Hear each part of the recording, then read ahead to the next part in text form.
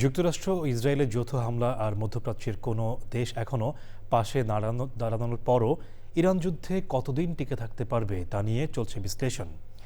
তেহরানের গোপন কোনো অস্ত্র সামনে আনা বা গেরিলা কৌশলে এগোনোর মতো বিষয়ও আসছে আলোচনায়। জাকিরুল ইসলামের রিপোর্ট। যুক্তরাষ্ট্র ও ইসরায়েলের যৌথ হামলার মুখে ইরান কতদিন টিকতে পারবে এ প্রশ্নেই চলছে আলোচনা। বিশেষজ্ঞদের মতে ইরান কতদিন টিকবে তা নির্ভর করছে যুদ্ধের ধরন ও লক্ষ্যবস্তুর উপর।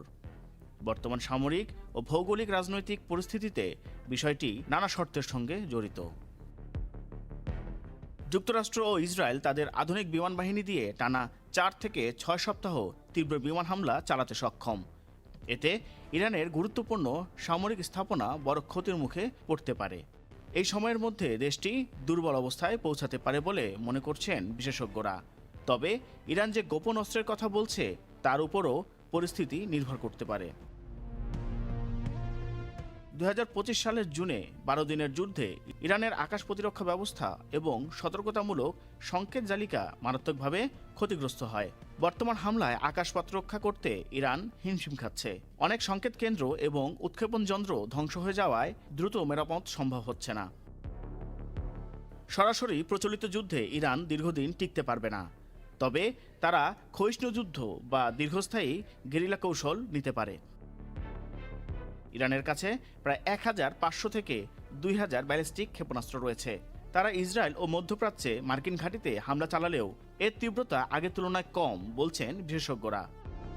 মার্কিন কর্মকর্তাদের ধারণা কয়েকদিন বা সপ্তাহের মধ্যেই ইরানের প্রধান সামরিক অবকাঠামো ধ্বংস করা সম্ভব। বাস্তবে কি হবে তা সময়ই বলবে। যুদ্ধ দীর্ঘ হলে ইরান তার ভৌগোলিক আয়তন ও মিত্রবাহিনী ব্যবহার করে প্রতিরোধ গড়ে তোলার চেষ্টা করতে পারে। তবে বড় ধরনের ধ্বংস হলে পুনর্গঠনে কয়েক বছর সময় লাগতে পারে বলে ধারণা করা হচ্ছে। ইরানের মোট জনসংখ্যা প্রায় 8,85,00,000। তাদের সক্রিয় সেনা সদস্য 6 লাখের বেশি।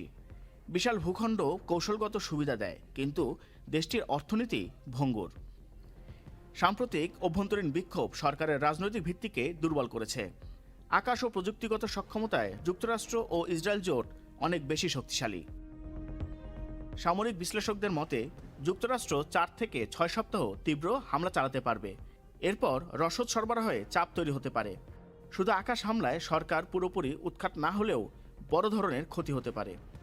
এতে অর্থনীতি আরও দুর্বল হবে এবং শাসন ব্যবস্থার উপর চাপ বাড়বে। জাকিরুল ইসলাম, চ্যানেল আই।